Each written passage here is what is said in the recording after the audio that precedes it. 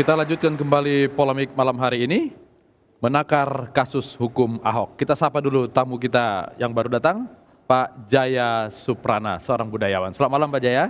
Malam. Sebelum ke Pak Jaya, saya ke Bung Dhanil. Bung Dhanil, Anda sepakat bahwa muatan politik dalam kasus ini lebih kental daripada kasus hukumnya sendiri? Iya, bagi mereka yang punya perspektif politik tentu muatan politik lebih kental.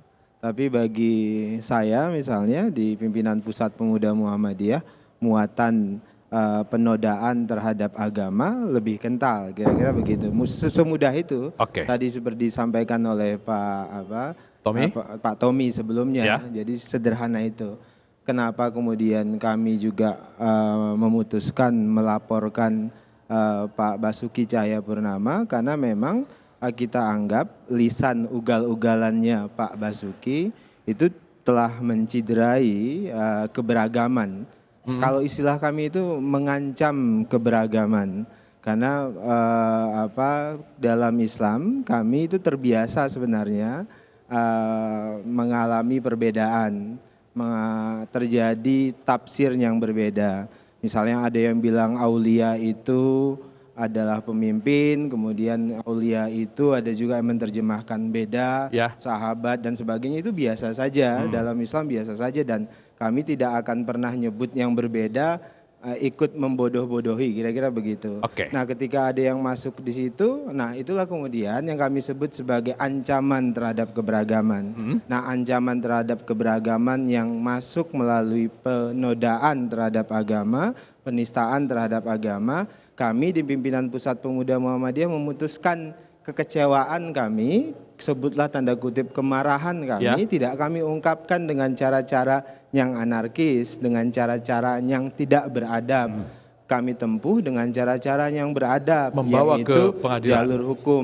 Nah, maka kemudian kami memutuskan untuk melaporkan Pak Basuki Cahayapurnama ke aparatur hukum. Nah, ini sekaligus pertama tadi tentu sebagai ungkapan kekecewaan kami terhadap lisan yang ugal-ugalan itu. Kemudian kedua, sekaligus sebagai edukasi terhadap publik bahwasannya apapun yang terjadi, maka jalur hukum adalah cara yang paling beradab, cara yang penuh etika, itu jalur itu. Nah, kemudian tentu selanjutnya kami serahkan sepenuhnya pada proses hukum. Nah, kemudian kedua, kemarin kan proses hukum itu sudah dan sedang berlangsung pada saat ini. Tentu kami menghormati proses hukum itu. Nah, tapi tentu kami berusaha keras untuk mengawal dan mengawasi proses hukum itu, karena mengawal dalam konteksnya seperti apa? Mengawal tentu mengawasi seluruh proses hukum yang sedang berlangsung sampai bukan masuk wilayah intervensi, tidak ada sana. Bagaimana cara pemuda Muhammadiyah melakukan intervensi, kecuali pemuda Muhammadiyah punya kekuasaan yang luar biasa. Itu pertama ya.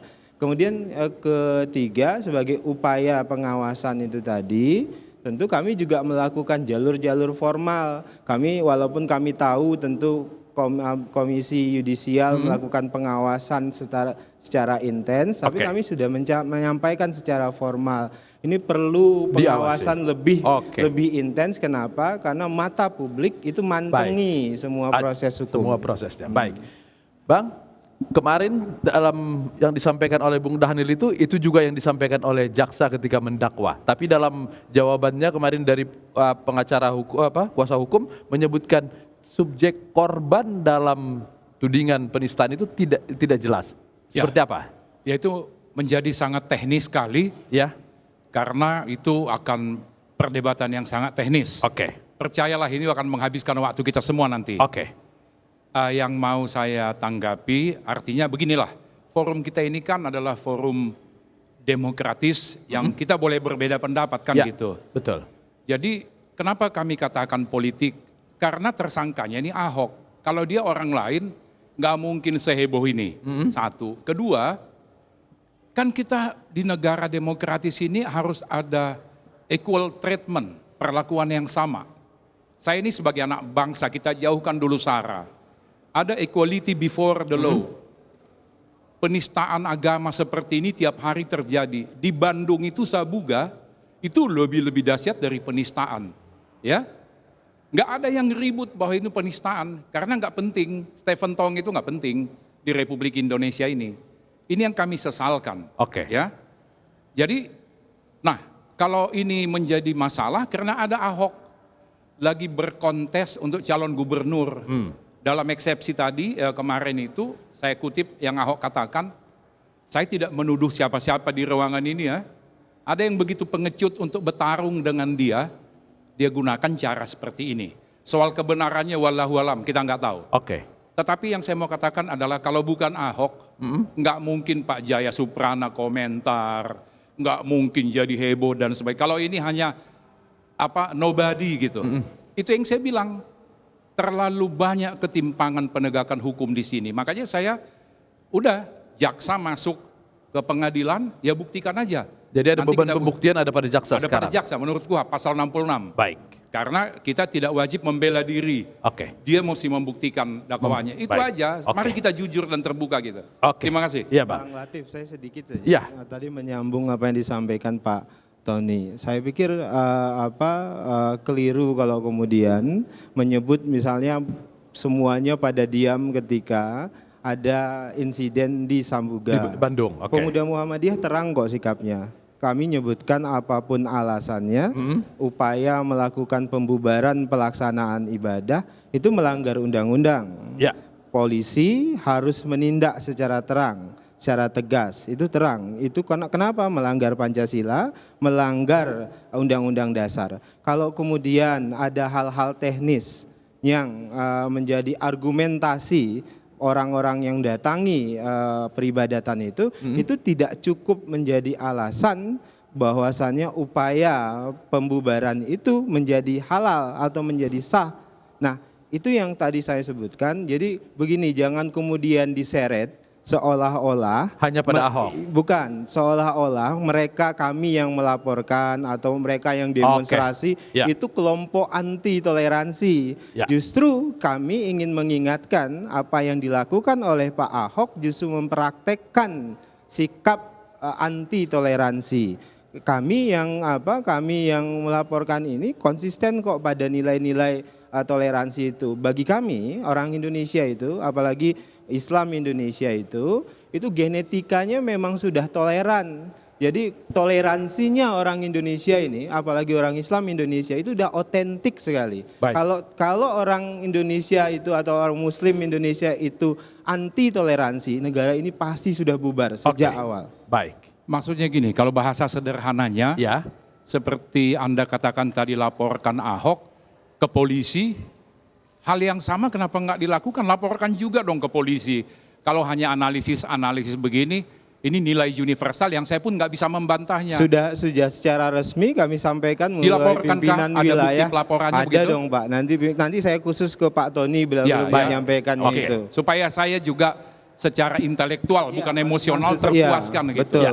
Itu Laporkan pasti kami juga benar. gitu. Pasti Oke. siapapun yang kita anggap anti toleransi itu kemudian kita pasti bertindak, pasti Baik. kita menyikapi. Jadi jangan kemudian diseret seolah-olah mereka yang bersikap itu anti toleransi. Itu yang sangat kami kecewa terhadap sikap-sikap teman-teman dari pro Ahok ini gitu. Baik, Pak Simajuntak. Terima kasih, Pak. Oke, baik.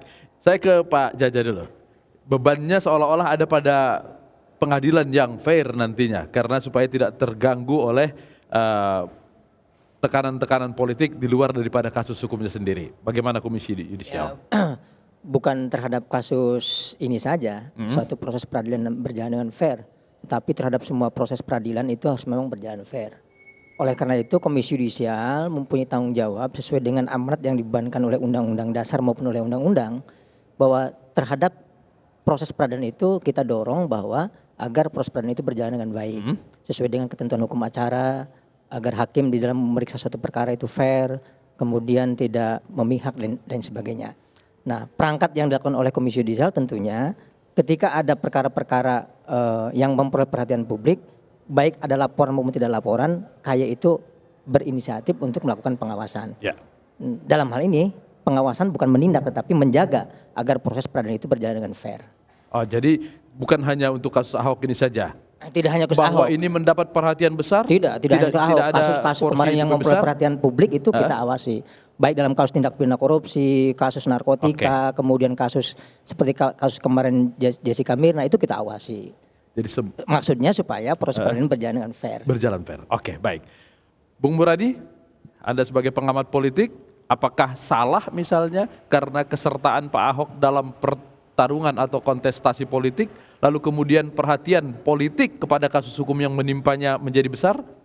Ya, saya ingin tegaskan 3 hal ya. Yang pertama memang ini tidak lepas, kasus ini masuk kasus Pak Ahok ini tidak lepas dari ranah politik. Karena memang ladalanya bersamaan dengan kontestasi dalam pemilu kada. Yang kedua, saya setuju bahwa mekanisme proses pengadilan ini harus bebas dari intervensi. Bahwa kemudian yang muncul adalah tekanan-tekanan yang sifatnya kemudian membuat penegak hukum kemudian menjadi kelihatan tidak terkutip tidak berdaya, maka harusnya kemudian ini dipisahkan tadi. Nah yang ketiga, saya ingin katakan bahwa proses hukum ini hanya 2 opsi dalam konteks politik ya saya tentunya. Mohon maaf kalau saya tidak dalam konteks hukum ya. Pertama adalah mungkin bisa dipercepat. Percepat artinya memang logikanya adalah supaya kemudian Pak Ahok bisa fokus. Katakanlah kalau memang ingin dianggap terbebas dari vonis, maka dia kemudian bisa fokus dalam waktu 1 bulan ini mungkin. Yang kedua adalah dia manjang. Nah kalau manjang ini kan bicara soal bagaimana penegak hukum, kemudian juga bagaimana tim Ahok dan teman-teman tentunya kemudian ingin agar proses hukumnya bisa lebih baik, dia kemudian bersama-sama mengawasi. Saya sih melihatnya di level itu, karena apa? Karena dia tidak bisa benar-benar bebas dari konteks politik. Tidak akan pernah bisa bebas. Oke. Tidak bebas dalam politik, bukan Pak Ahok yang bebas ya. Saya nggak tahu. Karena ini kan dari tekanan-tekanan pengaruh politik. Betul ya. Oke. Penistaan yang diduga sebagai penistaan agama disampaikan oleh Pak Ahok itu sebelum ada penetapan calon. Tapi kemarin Pak Ahok dalam pembelaannya bilang bahwa ini adalah lawan-lawan politik. Artinya waktu itu lawan politiknya secara jelas belum ada karena belum ada pendaftaran. Saya punya data sejak 2012, isu anti Pak Ahok ini kan sudah sejak 2012. Muncul dan berulang kali, dan waktunya itu antara bulan Oktober sampai Desember. Dan itu berulang tiap tahun. Saya tidak tahu apakah ini menguntungkan atau tidak buat tapi ini adalah siklus yang kemudian selalu. Saya menduga sebenarnya menyangkut soal 2 hal. Yang pertama soal APBD ya. Kemudian yang kedua bicara soal bagaimana kemudian di akhir tahun ini menjadi satu titik tekan supaya kemudian berikutnya bisa tidak mengulang. Tapi kan memang Pak Ahok ini kan dianggap orang yang tidak kemudian kompromi ya, nggak mau kompromi dan sebagainya. Jadi memang pada akhirnya ini akan berulang dan mendapatkan momentumnya ya tahun ini.